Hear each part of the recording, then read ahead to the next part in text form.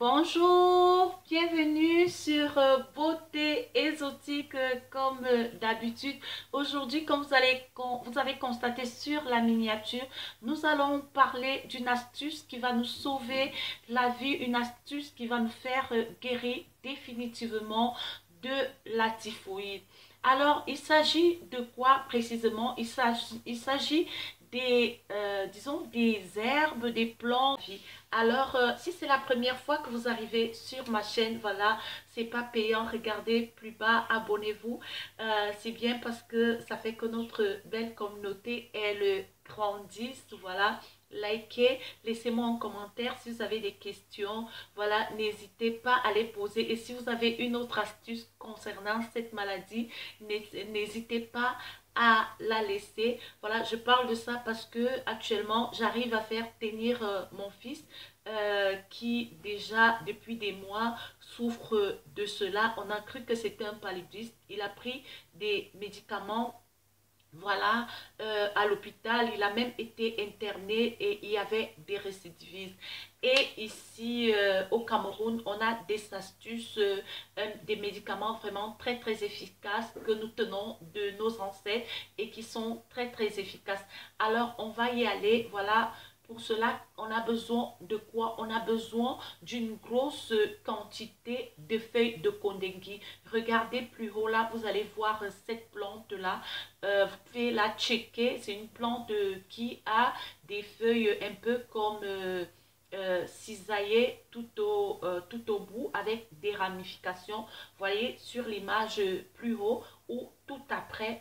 Essayez de bien la checker pour ne pas la confondre avec autre chose. Si vous n'êtes pas camerounaise et que vous connaissez des camerounaises Betty du sang, demandez-leur, ou bien des Bassa, demandez-leur ce qu'on appelle Kondengui. D'autres noms, c'est Afabicorgo et autres, voilà. Dès que vous avez cette plante-là, comme actuellement c'est la saison sèche, voilà, cueillez ces plantes-là. La majorité des plantes en ce moment sont recouvertes de poussière. Lavez vraiment ces herbes, lavez-les bien propres, nettoyez-les propres, au moins 3 à 4 fois, lavez-les bien pour vous assurer que vraiment elles sont propres. Lorsque vous avez fini de laver ces plantes-là, prenez ces plantes-là, lavez-les, c'est-à-dire frottez vraiment. Et si vous avez quelque chose comme cette râpeuse qui a des petites trous, vraiment faites-le avec beaucoup de précautions pour ne pas vous blesser. Prenez ces plantes-là, frottez là, vous allez constater que ça va s'émietter, ou alors vous pouvez tout simplement arrêter des deux mains, vous frottez, ou bien vous frottez comme ça de telle sorte que la feuille en fait elle se décompose et qu'elle devienne en miettes. Ce que vous allez faire dès que vous avez fait ça, vous allez prendre de l'eau potable. Moi, j'ai pris de l'eau minérale. Parfois, je prends de l'eau de source. Vous prenez cette plante-là, vous la faites, vous la mettez, vous prenez cette plante macérée là, ou alors vous pouvez mettre dans cette eau-là quand c'est propre et vous frottez en même temps et vous recueillez du jus avec cette eau-là.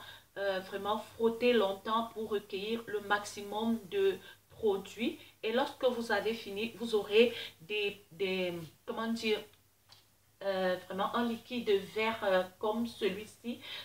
Comme vous constatez, mon fils, il a entamé parce que, en fait, j'ai pris comment dire, j'ai pu avoir des millilitres, c'était là, j'ai pu avoir 2 litres parce que une bouteille comme ça, c'est 1,5 litre. Voilà, j'ai pris une bouteille comme ça et la moitié, donc environ 3 litres, 3,5 litres, c'est largement suffisant.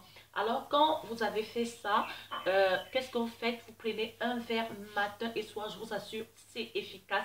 Essayez, ça marche et vous le faites maximum une semaine et généralement en 3 jours, ça commence à aller très très bien dès la première journée. Donc vous allez voir que votre malade va commencer à bien dormir parce que le propre des gens qui ont la typhoïde, c'est que en journée, ces personnes-là vont bien et le soir, c'est comme si, voilà, ces personnes-là ont le palu, ne se sentent pas bien, elles ne se sentent pas bien, elles sont fatiguées, elles ont la bouche amère, elles ont la température température qui monte et curieusement le matin ça va bien et certaines personnes pensent que c'est la sorcellerie, c'est pas du tout la sorcellerie. Et puis pour vous assurer de cela, faites comme mon fils, allez à l'hôpital, faites vos examens et puis même si on vous donne un un médicament à l'hôpital, vous allez constater il reste toujours des traces parce que c'est des maladies qu'on soigne sur du long terme. Mais avec ça, je vous assure, en une semaine, c'est parti.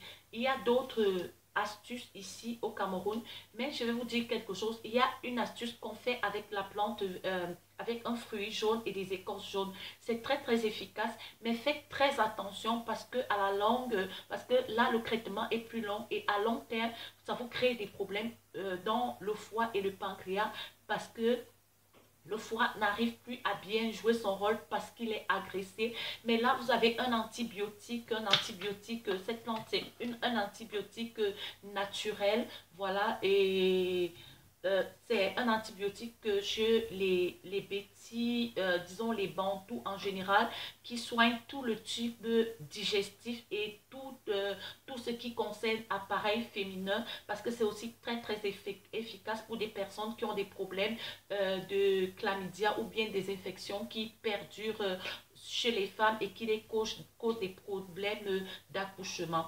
Voilà, et pour vous dire, voilà, c'est inoffensif. Je vais boire pour que vous voyez. Vous avez un verre là, je ne suis pas malade, mais voilà, ça aide. Et puis, comment dire, l'avantage de cela, c'est que c'est quelque chose de bio, de naturel. Ça n'a aucun effet secondaire et ça se prend maximum sur une semaine. 3 jours déjà, ça commence à aller. Une semaine, c'est bon, c'est-à-dire vous prenez, mais pour moi, généralement, quand je donne ce médicament, c'est sur 5 jours. Je vais boire, c'est agréable, ce n'est pas amer, voilà. Regardez par exemple, c'est comme de l'eau, voilà, donc vous n'avez rien du tout à craindre. Et concernant la typhoïde, comme j'ai promis au début, n'oubliez pas de vous abonner et regarder plus bas. Au début, pour ne pas avoir la typhoïde, qu'est-ce qu'il faut faire? Il faut bien laver ses mains. Quand vous allez aux toilettes, vraiment essayez de vous nettoyer proprement et de laver vos mains parce qu'il y a parfois des gens qui gardent des résidus de sel sur les ongles et autres sans s'en rendre compte. Lavez vraiment bien vos mains, comme on nous dit avec la pandémie actuelle. Vous allez éviter ce genre de maladie. Faites attention aux fruits que vous prenez partout là, un peu comme comment dire, les amibes. Vous pouvez les attraper parce que vous ne savez pas, si vous ne lavez pas vos fruits, vous allez avoir ce type de maladie. Et puis aussi, pendant l'acte sexuel, toutes les caresses buccales que vous faites là, si vous allez de l'autre côté, parce qu'il y a deux entrées, une entrée derrière, une entrée devant, et puis après, il y a des gens qui n'ont pas une bonne hygiène. Après, vous allez ingurgiter ces microbes-là, et puis ça va migrer sur votre tube digestif, et les phénomènes sont comme le paludisme. Alors, si vous avez déjà soigné votre paludisme à l'hôpital et que vous voyez que ça perdu, faites votre examen de typhoïde et puis voilà, prenez les médicaments qu'on vous donne là-bas, 2 en 1, ça ne dérange pas, mais vous pouvez aussi prendre celui-ci tout seul, mais là il faut aller sur la concentration, c'est-à-dire beaucoup plus de feuilles pour que vous sentez vraiment une grande concentration. Sur ce, je vais devoir vous dire au revoir. Comme je vous dis toujours, je suis beauté exotique. Mon vrai nom c'est Nina Marie-Louise Ekodo Ngando, épouse Zambo. J'aimais depuis un super pays de l'Afrique centrale.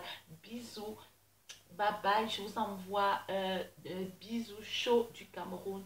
Bye bye.